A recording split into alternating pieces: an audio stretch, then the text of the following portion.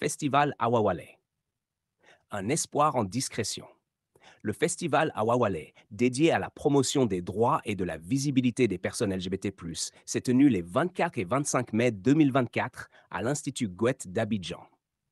La communication autour de l'événement était discrète, sans publication sur les réseaux sociaux. Environ 100 festivaliers ont été informés par le bouche à oreille, une mesure de sécurité après les insultes et menaces en ligne subies lors de l'édition précédente. La position neutre du gouvernement ivoirien face aux droits des personnes LGBT+, et les défis sociaux qui en découlent. Une tolérance précieuse dans un cadre juridique neutre. En Côte d'Ivoire, l'homosexualité n'est ni criminalisée ni explicitement autorisée. Cette tolérance, rare en Afrique de l'Ouest, attire des personnes discriminées dans les pays voisins. Cependant, il reste beaucoup à faire pour atteindre une acceptation complète des personnes LGBT+. Lors des tables rondes du festival, la situation de la Côte d'Ivoire face à une homophobie régionale croissante a été souvent discutée. Contrairement à des pays comme le Sénégal ou la Guinée, où l'homosexualité est sévèrement punie, la Côte d'Ivoire bénéficie d'un vide juridique permettant une relative tolérance. Cette position a permis des avancées, telles que la lutte contre le VIH-Sida parmi les hommes ayant des rapports sexuels avec des hommes, HSH, et les femmes transgenres.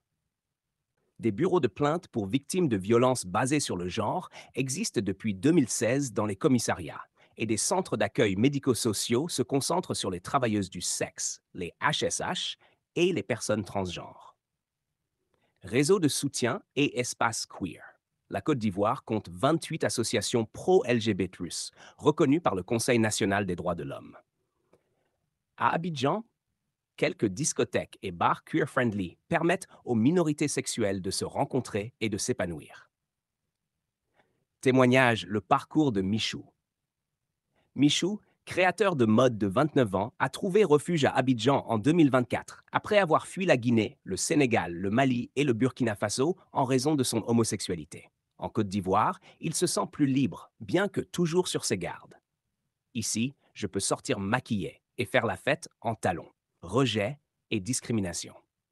Malgré une certaine tolérance, les personnes LGBT+ restent largement rejetées et subissent des violences, en particulier les femmes transgenres. Un sondage de l'ONG Gromo en 2021 révèle que 70% des personnes LGBT+ ivoiriennes sont au chômage, contre seulement 3% de la population générale selon la Banque mondiale. Menaces à l'horizon. Des courants homophobes, souvent soutenus par des groupes religieux, menacent cette fragile tolérance. Le Family Watch International, un puissant lobby chrétien, cherche à s'implanter en Côte d'Ivoire après avoir influencé des lois anti-LGBT+ en Ouganda. Enjeux politiques et législatifs.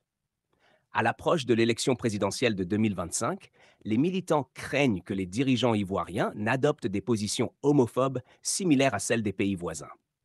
Malgré quelques avancées, les personnes LGBT+ restent marginalisées et la législation ivoirienne stagne.